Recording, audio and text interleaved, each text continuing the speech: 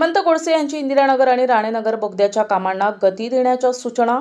आज खासदार हेमंतप्पा गोडसे यांनी इंदिरानगर आणि राणेनगर बोगद्याच्या कामांची पाहणी केली। या दोन्ही ठिकाणी बोगद्याच्या रिडेव्हलपमेंट प्रकल्पाला 1 वर्षांपूर्वी मान्यता मिळाली होती। मात्र प्रत्यक्षात कामाला सुरुवात आता झाली आहे। सध्या काम सुरू असल्याने विद्यार्थ्यांना ये-जा करताना मोठ्या अडचणींचा सामना करावा लागतोय। यामुळे बोगद्याचं काम लवकरात लवकर पूर्ण व्हावं यावर खासदारांनी भर दिलाय। बोगद्याचं काम पायापर्यंत जलद गतीनं झालं तर वाहतूक आणि विद्यार्थ्यांच्या हालचालींवरील अडथळे टळतील। दोन्ही साइडनं बोगद्याचं काम पूर्ण झाल्यास वाहतूक कोंडीही मोठ्या प्रमाणात कमी होईल, असं मत यावेळी व्यक्त करण्यात आलंय। यावेळी इंदिरानगर येथे आणखीन एक नवीन बोगदा उभारण्याचा प्रस्ताव असून त्याचे काम येत्या 5 ते 6 महिन्यात पूर्ण व्हावे अशा सूचना देखील प्रशासनाला देण्यात आल्या आहेत। या पाहणी दरम्यान खासदार हेमंत गोडसे यांच्यासोबत त्यांच्या सहकार्यांची उपस्थिती होती। प्रशासनाने ही कामं वेळेत आणि दर्जेदार पद्धतीने पूर्ण करावीत अशा स्पष्ट सूचना त्यांनी दिल्या आहेत। आज राणेनगर व इंदिरानगर या दोन्ही बोगद्यांचा काही रिडेव्हलपमेंटसाठी काही मान्यता गेली 1 वर्षापूर्वी मिळाली। त्याचं खऱ्या अर्थानं आज या ठिकाणी काम सुरू होतंय।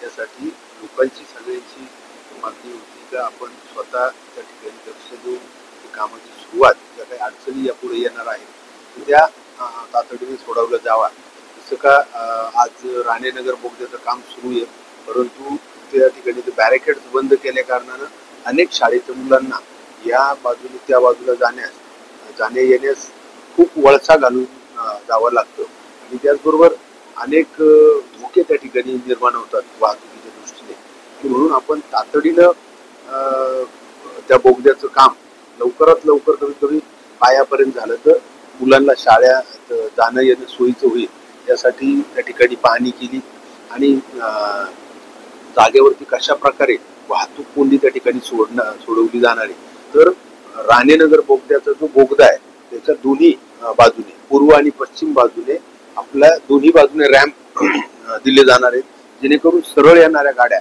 त्या रॅम्पवरून निघून जातील आणि जो काही ऑब्स्ट्रक्शन त्या ठिकाणी होत असतं दोन्ही सरळ गाड्यांचं तर ते त्या ठिकाणी होणार नाही आणि त्यामुळे जवळजवळ 70 ते 80% वाहतूक कोंडी त्या ठिकाणी सुटेल असा आपल्याला विश्वास आहे। त्याचबरोबर इंदिरानगर बोगद्याची देखील पाहणी त्या ठिकाणी करण्यात आली।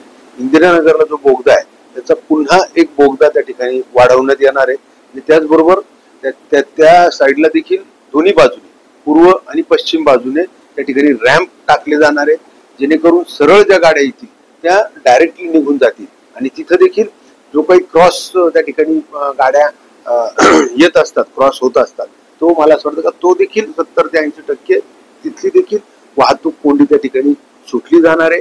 त्यामध्ये विशेषतः आपण जी काही त्या ठिकाणी लवकरात लवकर म्हणजे इंदिरानगर बोगद्याचं जर आज आपण पाहिलं तर खूप वाहतूक कोंडी त्या ठिकाणी होते।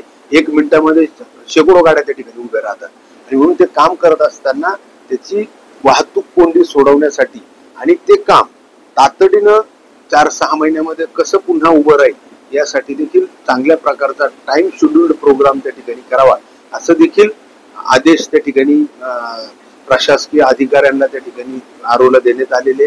मला असं वाटतं का निश्चित हे दोन्ही बोगद्यांमुळे आपल्या नाशिकची वाहतूक अतिशय सुटसुटीत त्या ठिकाणी होईल आणि लोकांना जाण्या येण्यासाठी खूप सोयीचं